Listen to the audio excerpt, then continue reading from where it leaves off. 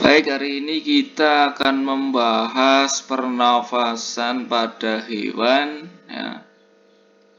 Pernafasan pada beberapa jenis hewan, ya.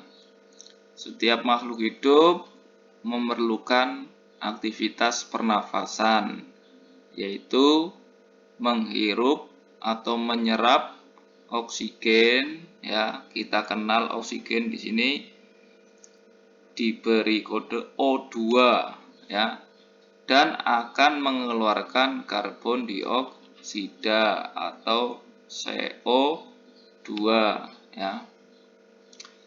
Pak Guru jelaskan sedikit saja garis besarnya alat pernafasan pada beberapa hewan, ya.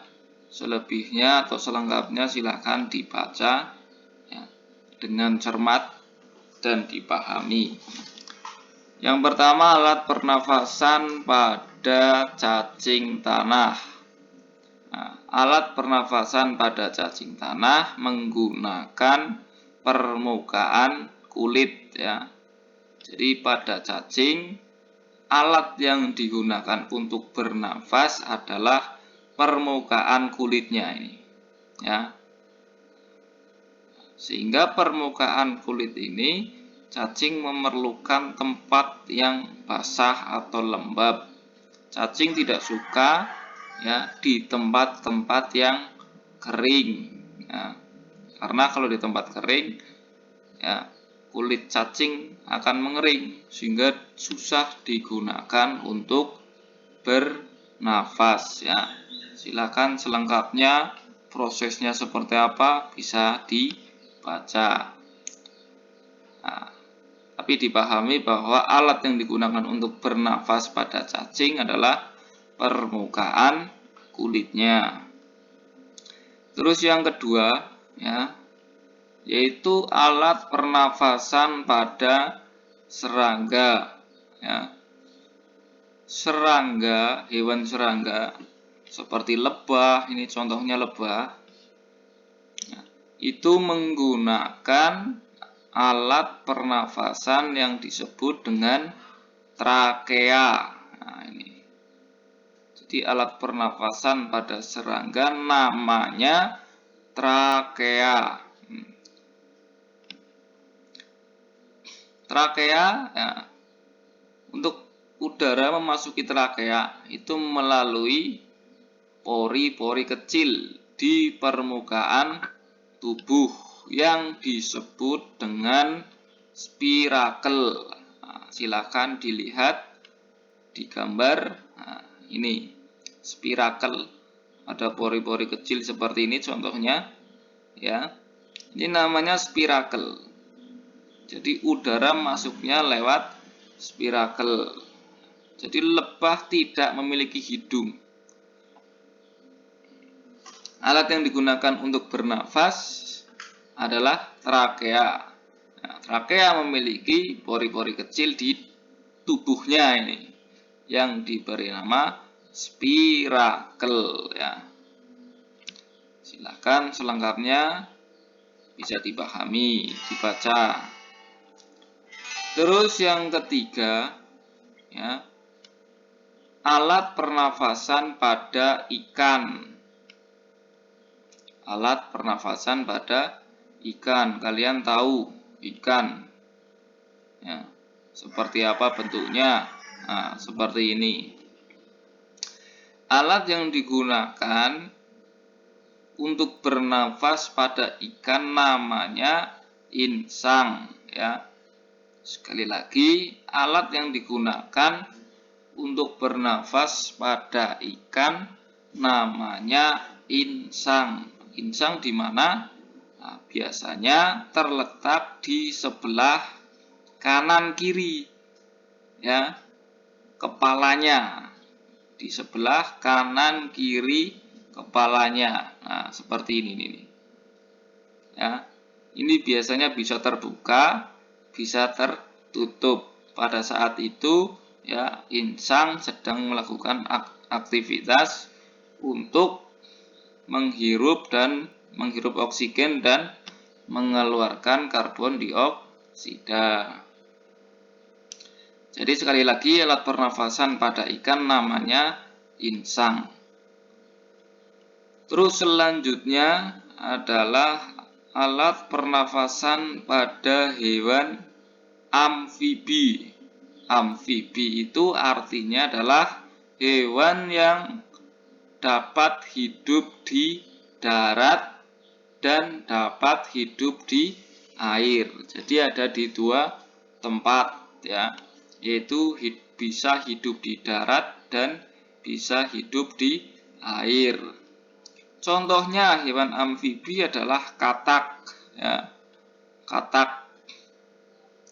Nah, kita tahu katak ya, memiliki beberapa bentuk tubuh ya, atau siklusnya ya.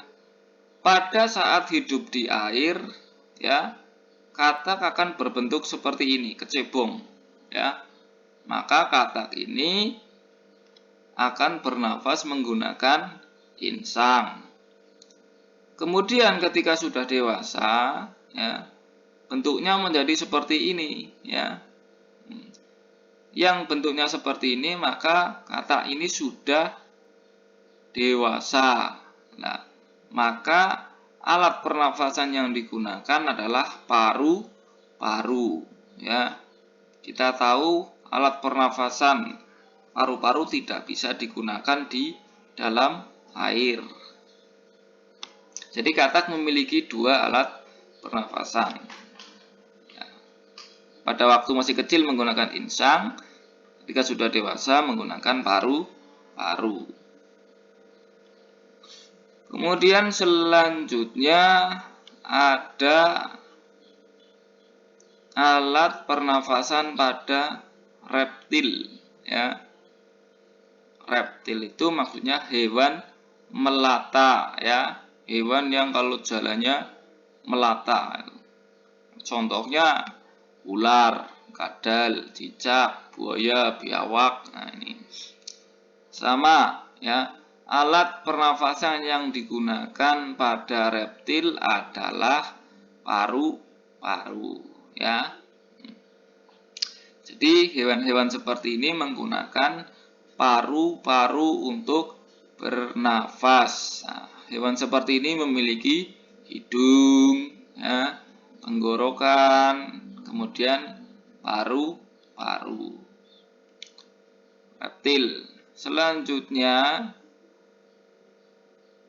alat pernafasan pada burung. Nah, burung juga bernafas, alat pernafasannya menggunakan paru-paru. Nah, tapi burung memiliki kantong udara ya. Ini namanya kantong udara. Burung hanya bernafas ketika tidak terbang ya. Jadi burung hanya bernafas ketika tidak terbang. Kalau sudah terbang, burung tidak melakukan aktivitas pernafasan. Terus bagaimana? Ketika tidak terbang, burung akan menghirup udara sebanyak-banyaknya ya. Ada yang langsung masuk ke paru-paru, ada yang masuk ke kantong udara ya. Apa fungsinya udara yang masuk ke kantong udara? Fungsinya ini akan digunakan ketika burung terbang.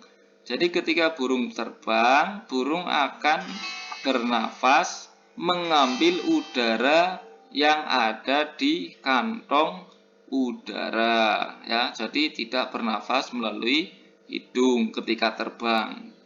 Nah, ketika terbang, burung hanya mengambil udara yang tersimpan di kantong udara untuk bernafas.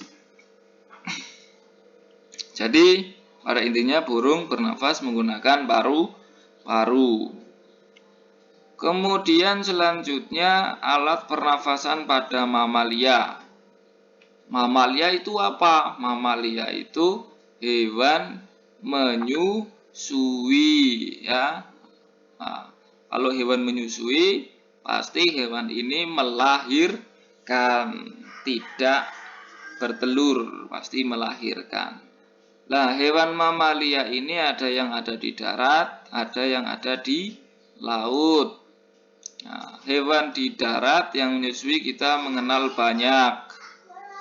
Ya, ada sapi, kambing, ya, kerbau dan lain-lain.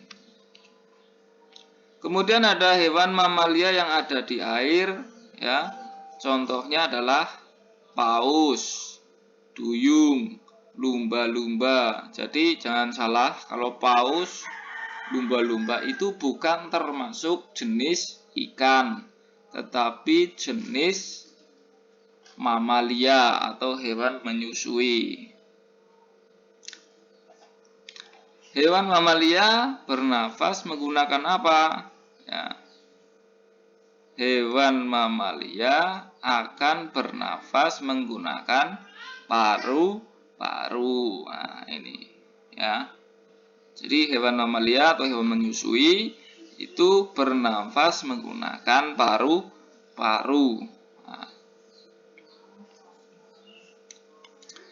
itu perlu Pak Guru jelaskan garis besar alat pernafasan pada hewan ya. Silakan untuk selengkapnya prosesnya seperti apa pada masing-masing jenis hewan bisa dibaca, dipahami sendiri.